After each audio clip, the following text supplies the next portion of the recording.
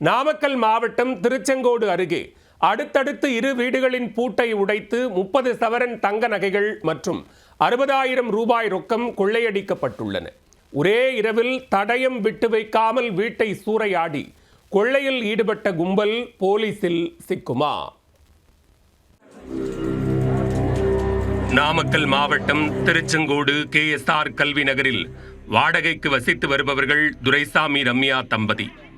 IT நிறுவனத்தில் பணியாற்றி வரும் இவர்கள் சம்பவத்தன்று மாமியார் வீட்டிற்கு சென்றுவிட்டு 2 நாட்கள் கழித்து வீடு திரும்பியுள்ளனர். அப்போது அவர்களின் வீடு இருந்த நிலையை கண்டு அரண்டு போனார்கள். பின்பக்க கதவை நெம்புகோல் வைத்து நெம்பி திறந்து பீரோவை உடைத்து 25 சவரன் நகைகள், 60,000 ரூபாய் ரொக்கம் உள்ளிட்டவற்றை கொள்ளையடித்துள்ளனர். அதோடு வீடு முழுக்க நோட்டமிட்டு உண்டியல் காசு, வெள்ளி குத்துவிளக்கு உள்ளிட்டவற்றை மொத்தமாக கொள்ளையடித்து சென்றுள்ளனர்.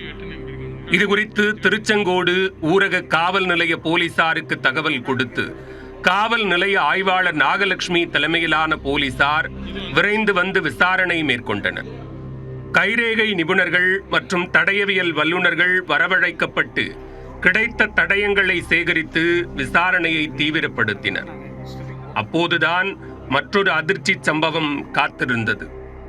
அதேபோன்று இவர்களது வீட்டிற்கு பக்கத்தில் வசிக்கும் ஆவின் நிறுவனத்தில் கால்நடை மருத்துவராக பணியாற்றும் முத்துவேல் மற்றும் சித்தோடு ஆவின் நிறுவனத்தில் உதவி பொதுமையாளராக பணியாற்றும் பிருந்தா தம்பதியின் வீட்டிலும் கொள்ளையர்கள் திருட்டில் ஈடுபட்டுள்ளனர். வீட்டின் கதவை உடைத்து செல்போன்கள், தங்கம் மற்றும் வெள்ளி பொருட்களை கொத்தாக கொள்ளையடித்து சென்றுள்ளனர். இரு சம்பவங்களிலும் ஒரே கும்பல்தான் கைவரிசை காட்டியுள்ளனர். தடயம் விட்டு வைக்காமல் 1 மணி நேரத்திற்குள் நகை மற்றும் பணத்துடன் எஸ்கேப் ஆனவர்களை பிடிக்க தனிப்படை அமைத்துள்ள போலீசார் ஏரியாவிற்குள் வந்து சென்ற புது முகங்களின் விவரங்கள், செல்போன் டவரில் பதிவான மொபைல் எண்கள் உள்ளிட்டவற்றை சேகரித்து விசாரணை நடத்தி வருகின்றனர். அதில் முக்கிய துப்பு ஒன்று கிடைத்திருப்பதால் கொள்ளையர்கள் விரைவில் பிடிபடுவார்கள் என்று போலீசார் தெரிவித்துள்ளனர்.